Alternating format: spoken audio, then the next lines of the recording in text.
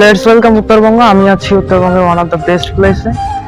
এখন এই জায়গাটার মানুষ সাধারণত জীবিকা নির্বাহ করে চাষাবাদ, নদী থেকে মাছ ধরে এইভাবে।